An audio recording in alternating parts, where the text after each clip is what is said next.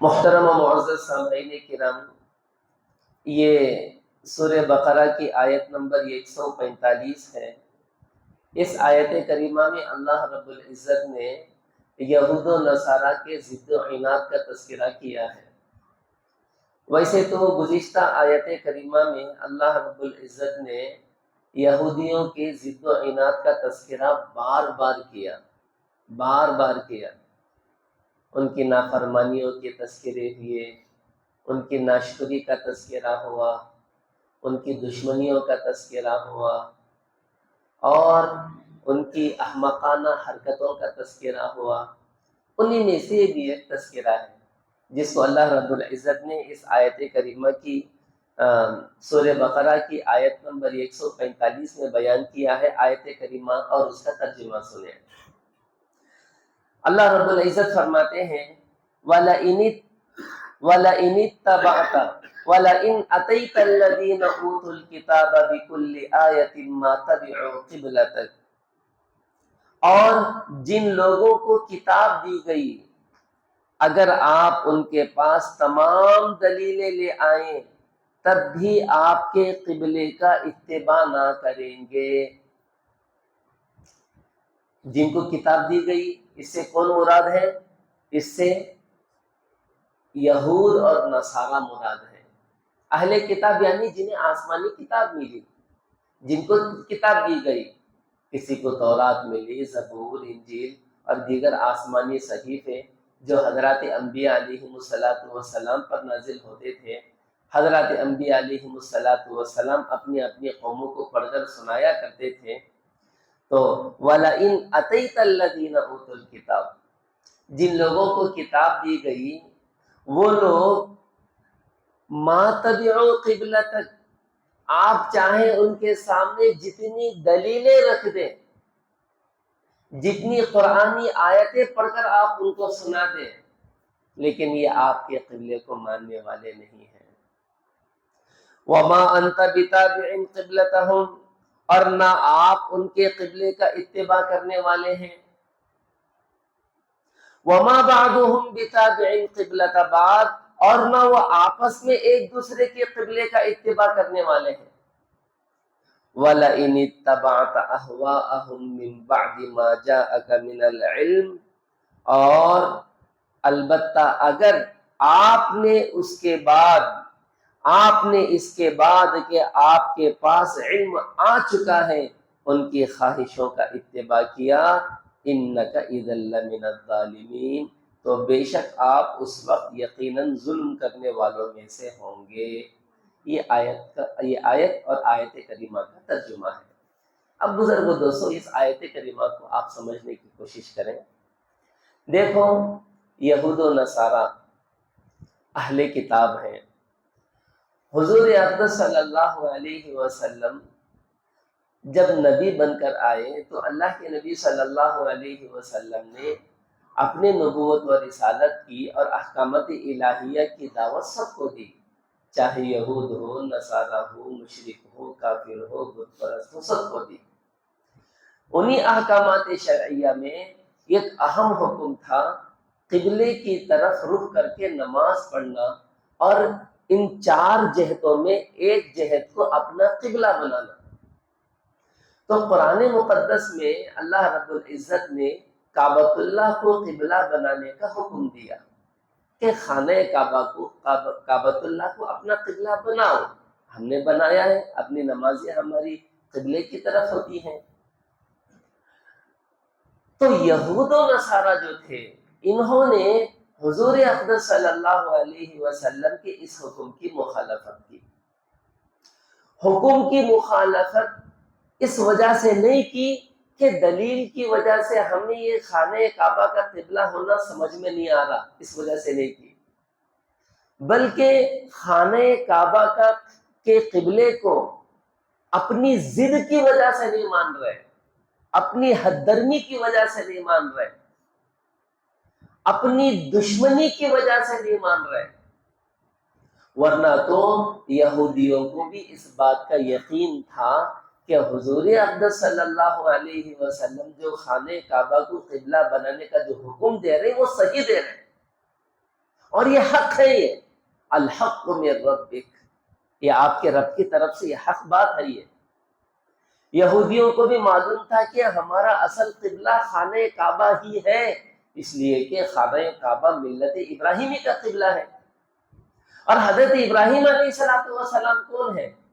حضرت ابراہیم ہی تو اصل ہے، حضرت ابراہیم ہی کے اولاد میں سے یہ نکلے ہیں۔ تو ان کے جو جد امجد تھے حضرت ابراہیم علیہ السلام، حضرت اسحاق، حضرت اسماعیل علیہ السلام، یہ سب خانہ کعبہ کو اپنا قبلہ انہوں نے بنایا تھا۔ اور اس سے پہلے جو انبیاء گزرے ہیں ابراہیم علیہ السلام سے پہلے، سب نے خانہ کعبہ ہی اپنا قبلہ بنایا تھا۔ تو حضور اقدس صلی اللہ علیہ وسلم کو جیسے ہی خانہ کعبہ کے قبلہ بنانے کا حکم ہوا تو ان یہودیوں نے مخالفت شروع کر دی، نافرمانی شروع کر دی، اور ان کی مخالفت کی وجہ محض ضد اور عناد تھی۔ دیکھو ضدی آدمی ہے نا، ضدی آدمی ہمیشہ اپنا نقصان کر بیٹھتا ہے۔ یا آپ دنیا کے مسئلے میں بھی دیکھو، آپ جس کے اندر ضد ہوتی انہیں ہمیشہ اپنا نقصان کرتا، اور اپنا ایک ہی نقصان نہیں کرتا، انہیں دوسروں کا بھی نقصان کرتا ہوں۔ ہم تو ڈوبے ہیں صنم، تم کو بھی لے کے ڈوبیں گے۔ اور بعض مرتبہ آدمی اپنا ناک کا مسئلہ لے کے بیٹھ جاتا، نہیں بھی ناک کا مسئلہ ہے، انا کا مسئلہ لے کے بیٹھ جاتا آدمی، میں کیسے چھپوں۔ تو یہ انا کے مسئلے میں، یہ ناک کے مسئلے میں، یہ ضد کے مسئلے میں لوگ عموماً اپنا بھی نقصان کرتے ہیں اور دوسروں کا بھی نقصان کرتے ہیں۔ تو دیکھو ان یہودیوں نے ضد کی بنیاد پر، عناد کی بنیاد پر، دشمنی کی بنیاد پر، حسد کی بنیاد پر اللہ کے حکم کو ٹھکرایا، اللہ کے حکم کی نافرمانی کی، قبلے کا انکار کیا، جس کی وجہ سے نتیجتاً کیا ہوا؟ اسلام سے، دین سے، شریعت سے دور ہوتے چلے گئے۔ تو اللہ رب العزت نے یہ بات بالکل واضح طور سے یہ بیان فرما دی۔ اچھا، ان یہودیوں نے اللہ کے نبی صلی اللہ علیہ وسلم سے یہ بھی کہا تھا، یا محمد عد الی قبلتنا نؤمن بک ونتبعک۔ ان یہودیوں نے اللہ کے نبی صلی اللہ علیہ وسلم سے کہا تھا، اے محمد تم ہمارے قبلے کی طرف لوٹ کے آ جاؤ تو ہم آپ پر ایمان بھی لائیں گے اور آپ کی اتباع بھی کریں گے۔ اللہ رب العزت نے ان یہودیوں کو جواب دے دیا، وما انت بتابع قبلتهم، آپ ان کے قبلے کی اتباع بھی نہیں کریں گے، نہ یہ یہودی آپ کے قبلے کی اتباع کریں گے، اور نہ اے محمد صلی اللہ علیہ وسلم آپ ان کے قبلے کی اتباع کریں گے۔ ایک بات ہو گئی۔ اور دوسری بات، یہ جو یہود و نصارہ تھے نا، ان کا بھی قبلہ آپس میں الگ الگ تھا۔ یہود بیت المقدس کو اپنا قبلہ بنائے تھے، اور نصارہ نے مشرق کے جہت کو اپنا قبلہ بنایا تھا۔ ہمارا قبلہ کیا ہے؟ ہم ہندوستانیوں والوں کے لیے جہت مغرب ہمارا قبلہ ہے، اس لیے کہ جہت مغرب میں خانہ کعبہ ہے، اور پوری دنیا کے لوگوں کا قبلہ الگ الگ ہے، جن کے لیے کعبۃ اللہ جس ڈائریکشن میں ہوگا ان کا وہ قبلہ ہوگا۔ ہمارے لیے جہت اصل نہیں ہے، ہمارے لیے خانہ کعبہ اور مسجد الحرام اصل ہے۔ لیکن ان نصارہ نے جہاں کہیں ہوتے وہ مشرق کی طرف رخ کر کے اپنی نماز پڑھتے۔ نصارہ کون؟ حضرت عیسیٰ علیہ السلام کو ماننے والے۔ حضرت عیسیٰ علیہ السلام جب تک دنیا میں رہے، حضرت یہ تو یقین ہے نا ہمیں، حضرت عیسیٰ علیہ السلام باحیات ہے، زندہ ہے۔ آپ کو زندہ آسمان پر اٹھایا گیا ہے، رفع الی السماء آپ کا واقعہ آپ کے ساتھ پیش آیا ہے۔ تو حضرت عیسیٰ علیہ السلام آسمان پر اٹھائے جانے سے پہلے تک بھی آپ نے خود بیت المقدس کی طرف رخ کر کے نماز پڑھی ہے، تو آپ کا قبلہ بیت المقدس تھا۔ لیکن نصارہ مانتے حضرت عیسیٰ علیہ السلام کو ہے، لیکن حضرت عیسیٰ علیہ السلام کے قبلے کو نہیں مانتے۔ تو نہ نصارہ یہودیوں کے قبلے کو مانتے ہیں، نہ یہودی نصارہ کے قبلے کو مانتے ہیں، یہ دونوں آپس میں ایک دوسرے کے قبلے کو نہیں مانتے۔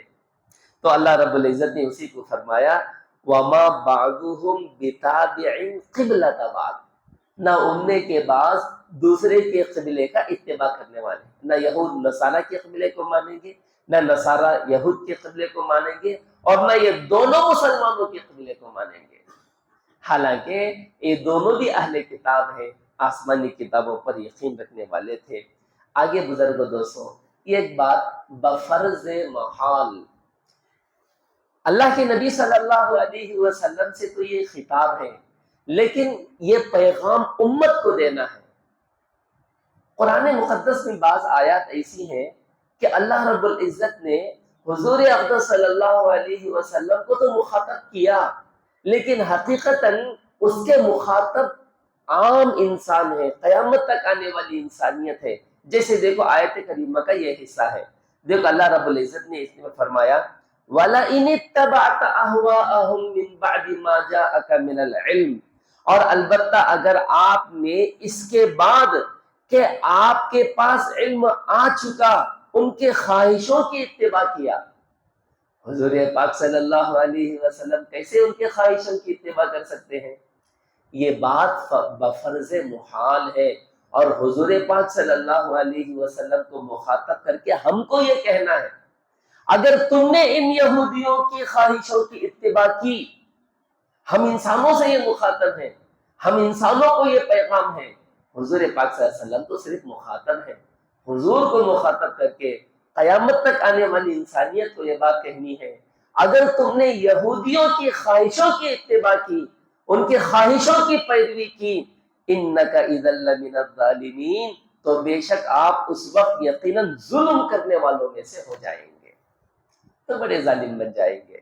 تو اس وجہ سے محترم و معزز سامعین کرام، ہر موقع پر یہودیوں کی مخالفت کرنے کا حکم خود اللہ کے نبی صلی اللہ علیہ وسلم نے ہمیں دیا، خالف الیہود، یہودیوں کی مخالفت کرو، یہودیوں کے شانہ بشانہ نہ چلو، ان کی پیروی نہ کرو، ان کی اتباع نہ کرو، ہمیشہ ان کی مخالفت کرو۔ تو اللہ رب العزت نے سورہ بقرہ کی آیت نمبر 145 میں یہودیوں کی اس ضد و اناث کا تذکرہ فرمایا۔